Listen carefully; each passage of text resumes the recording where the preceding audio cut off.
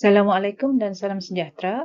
Pada hari ini saya akan membentangkan artikel saya yang bertajuk Memperkukuh Toleransi Hubungan Etnik Rentas Agama dan Budaya dalam kalangan pelajar, sorotan kerangka gagasan membangun Malaysia Madani, hasil penulisan saya, Habibartini Ramli, dan penulis kedua iaitu Nur Syahrul Marzuki Muhammad Nur, mana saya dari Fakulti Pengajian Islam UMS, dan penulis bersama adalah dari Fakulti Sains Manusiaan Universiti Pendidikan Sultan Idris. Abstrak kajian ini adalah membangun Malaysia Madani merupakan satu kerangka dasar yang terdiri dari 6 tonggak dalam gagasan Madani itu sendiri, iaitu kemampanan, kesejahteraan, cipta, hormat, keyakinan dan ihsan. Gagasan Madani dijadikan tunjang bagi setiap teras yang akan diteroka bagi memperkukuh 8 keperluan rakyat meliputi aspek ekonomi dan kewangan, perundangan, institusi, pendidikan, kemasyarakatan, kebudayaan bandar dan luar bandar.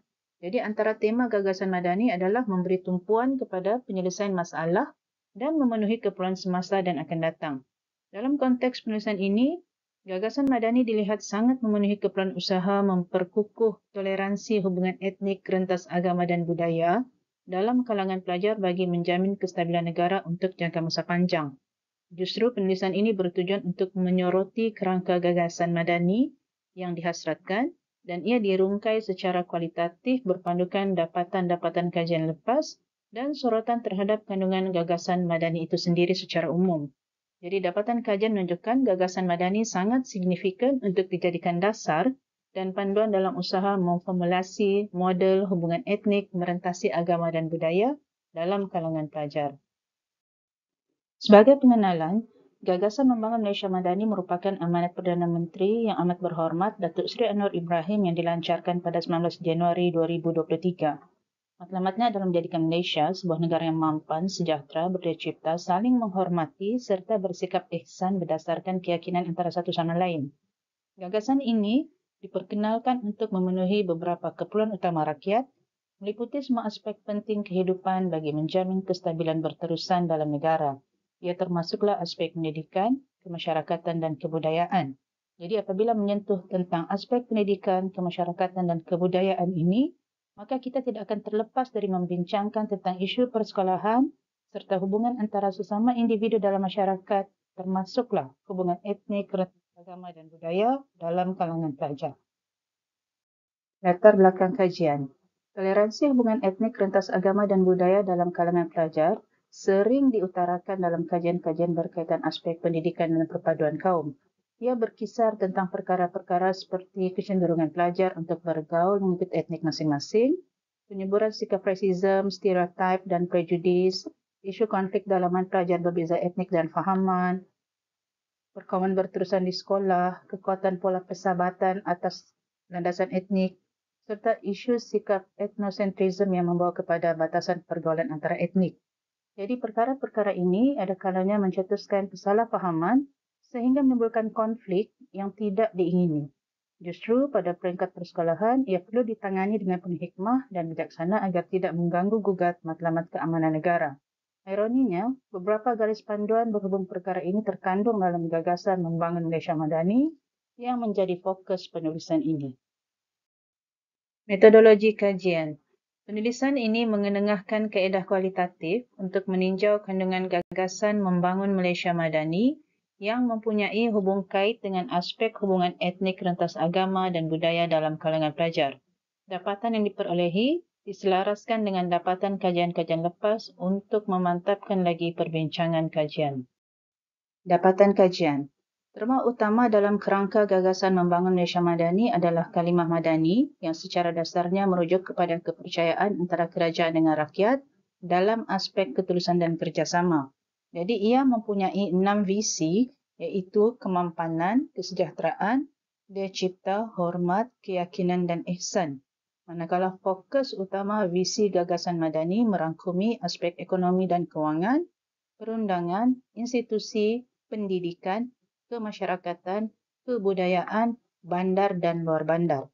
Penulisan ini atau pembentangan ini memfokuskan kepada visi kemampanan, kesejahteraan, hormat dan ihsan kerana ia berkait rapat dengan fokus penulisan iaitu meninjau tentang hubungan etnik rentas agama dan budaya dalam kalangan pelajar.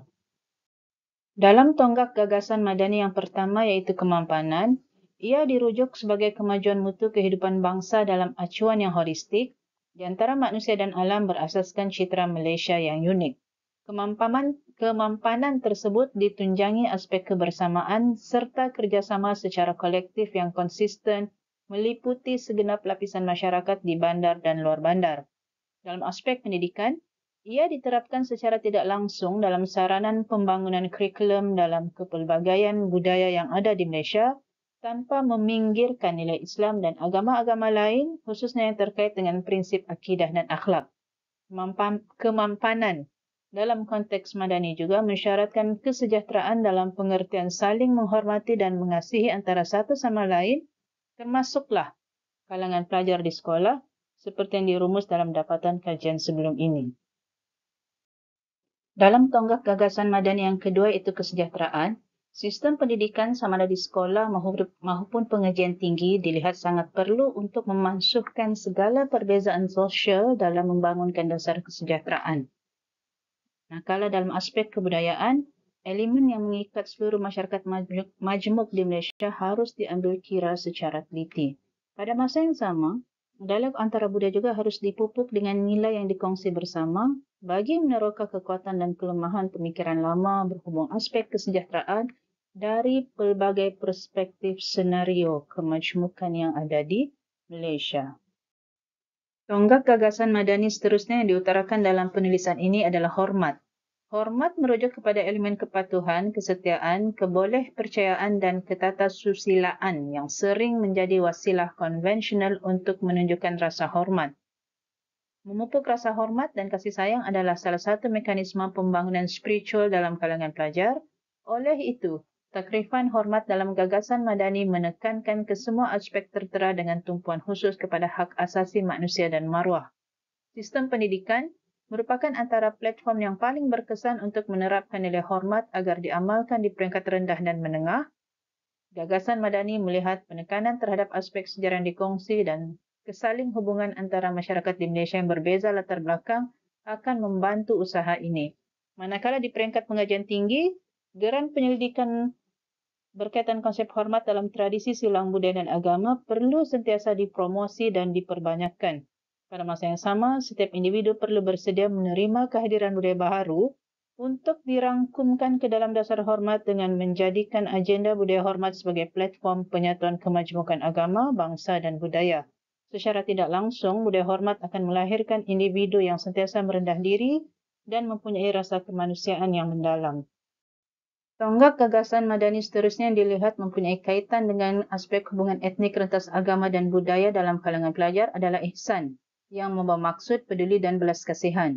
Dalam konteks Madani, belas kasihan dan mengasihi orang lain meliputi semua insan secara keseluruhannya termasuk kelompok minoriti.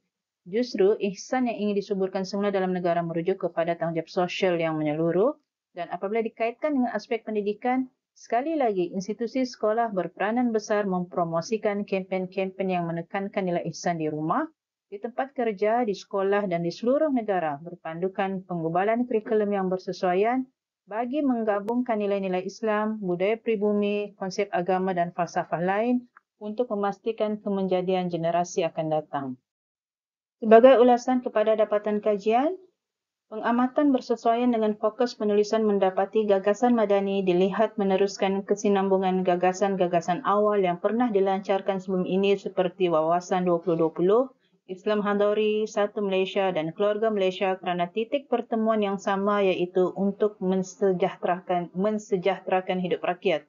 Gagasan Madani juga secara umumnya lari dengan prinsip Sustainable Development Goals atau matlamat pembangunan mampan yang bertujuan untuk mencapai pembangunan mampan bersifat holistik menjelang tahun 2030.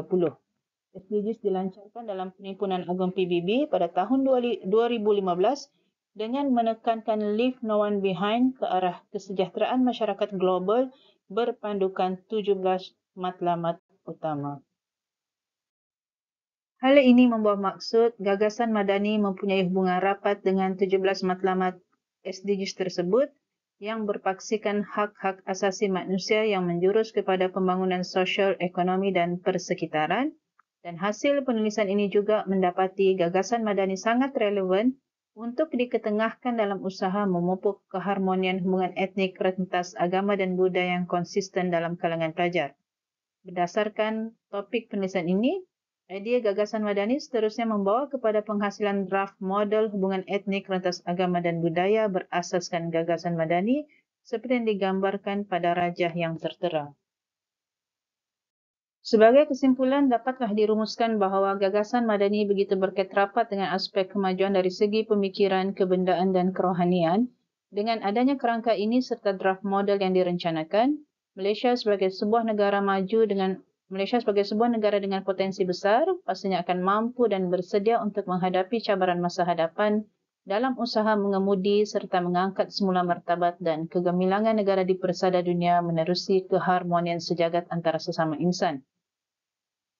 Penghargaan ditujukan kepada pihak Universiti Malaysia Sabah kerana kajian ini merupakan sebahagian daripada hasil penyelidikan bagi geran skim dana khas yang dibiayai oleh pihak UMS bertajuk Formulasi Hubungan Etnik, Rentas Agama dan Budaya di kalangan pelajar sekolah pasca COVID-19.